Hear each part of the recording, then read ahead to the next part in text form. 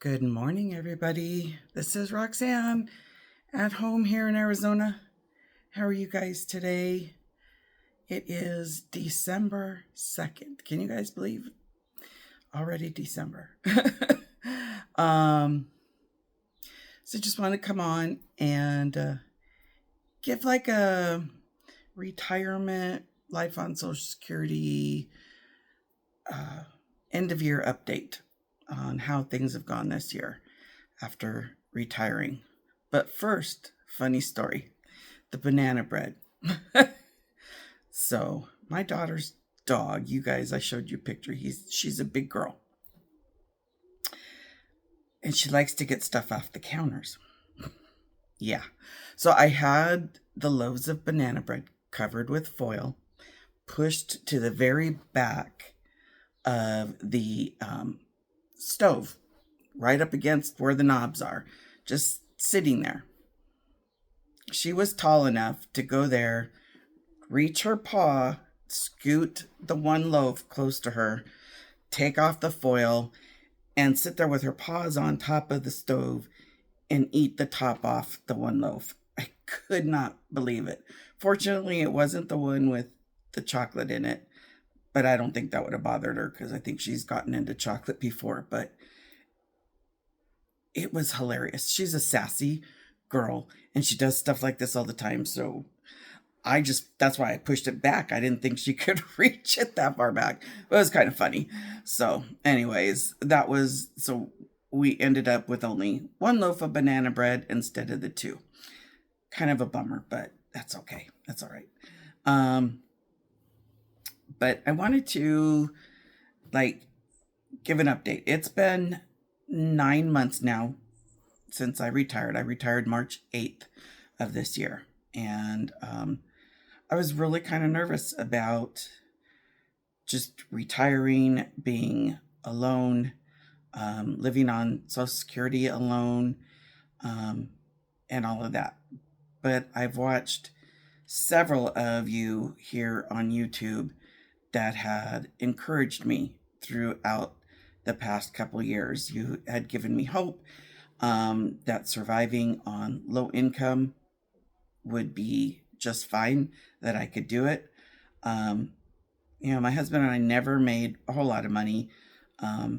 We did get, towards the end there before he went out on disability, we were finally making what I would consider decent money, especially for that time in our lives. But, unfortunately, life throws things at you. And so we always stayed pretty much lower middle class to middle class. And for the first, 5-6 years, we were probably upper low income. I don't know. We never made a lot. So I knew that I had done it before and that I can most likely do it again. So I took that leap after watching several of you go through it and make it. And I decided I'm going to try it too. And I've done okay this year. And I can't tell you what a relief it is to not stress every morning about driving into work or signing into my computer here at home, dealing with irate customers, dealing with decisions that I knew were going to affect people's lives. And when I had to make this, because I was a claims adjuster, so when I knew that I had to make decisions that were not going to be favorable to an insured based on their policy, it tore me up inside to deliver that bad news because I knew it was going to affect them financially. They were going to yell at me, and there was nothing I could do about it.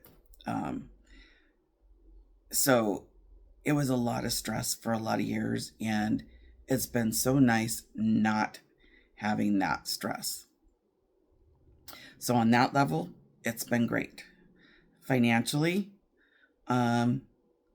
because I did work for the 2 months and I also had some vacation time coming and a bonus check coming from the prior year, I had extra money besides just Social Security that I was able to put away in savings, and that has helped me through the year. And so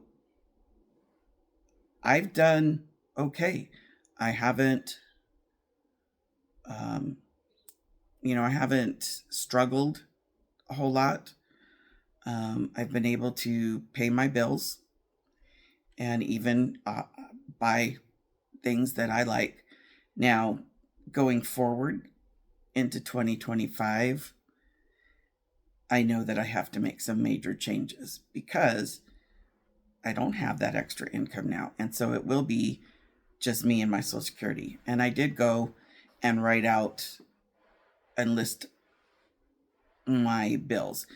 And I'm not good at doing budgets. So I'll have to be honest, I never did a budget this year. I just knew that I had enough money to cover everything.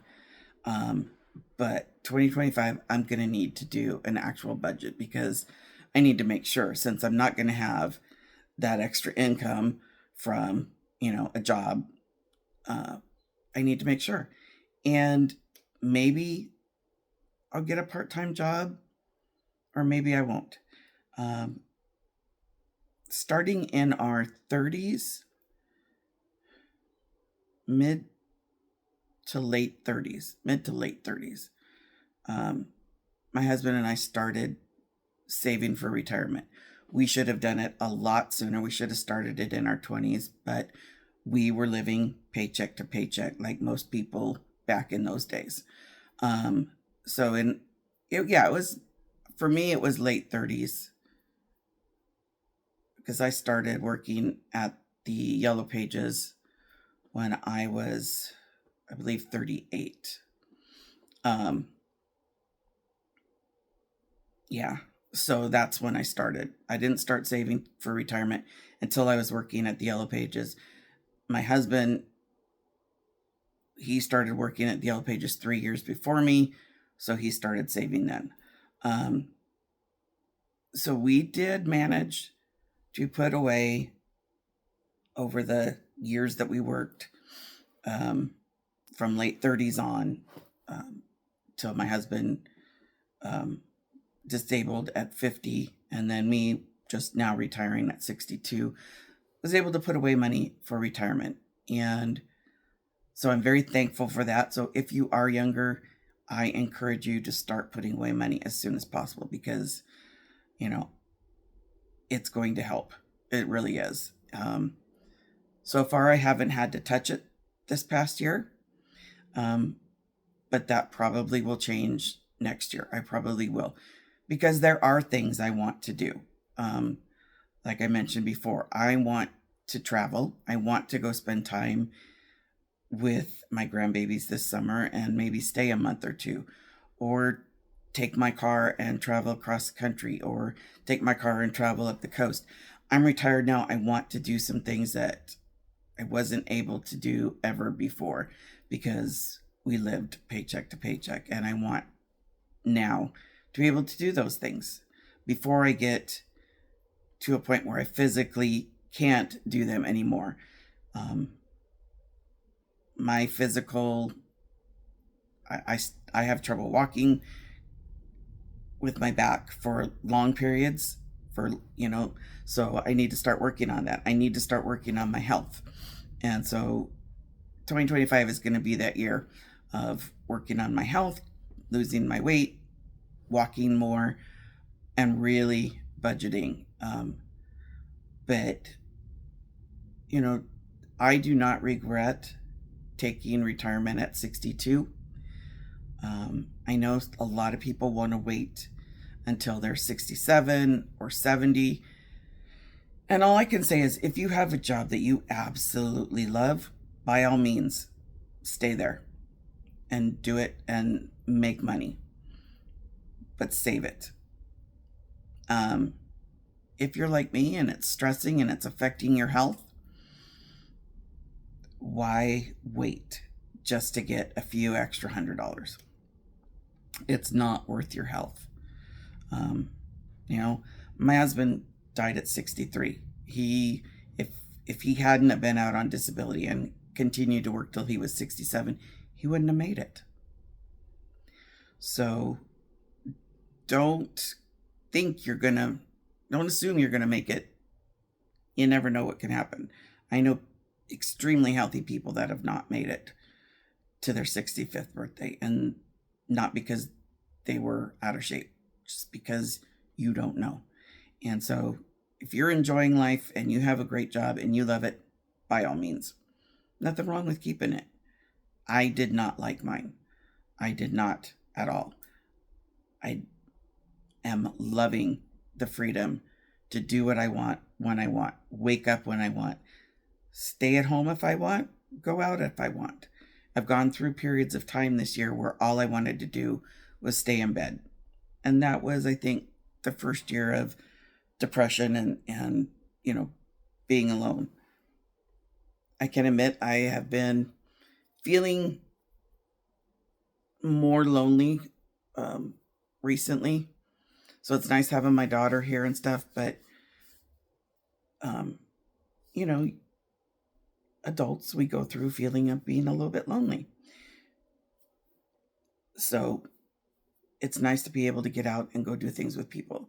I am really enjoying going to ceramics. I like going bowling, and so I'll probably do more, but that's it really. I wanted to just kind of give that update on living, my life the last 9 months on Social Security. It's going good. I'm happy. I've made it through this 9 months. So hopefully 2025 will be just as good. And we'll see. So if you guys have anything else that you want to know, you want to ask, send me a question. But I hope you guys are all enjoying the holiday season now. I've got my holiday shirt. It says "'Tis the Season," and it's got my peppermint mocha. It's like peppermint mocha is my favorite this time of season. So I got my seasonal shirt on today. And I was at the Ceramics Club yesterday, and I think I'm going back today. So anyways, guys, we're getting up on almost 13 minutes. So I guess I'll say goodbye. I hope you guys enjoy your day, enjoy your week, and I'll talk to you again soon, okay? This is Roxanne at home here in beautiful Arizona. Bye.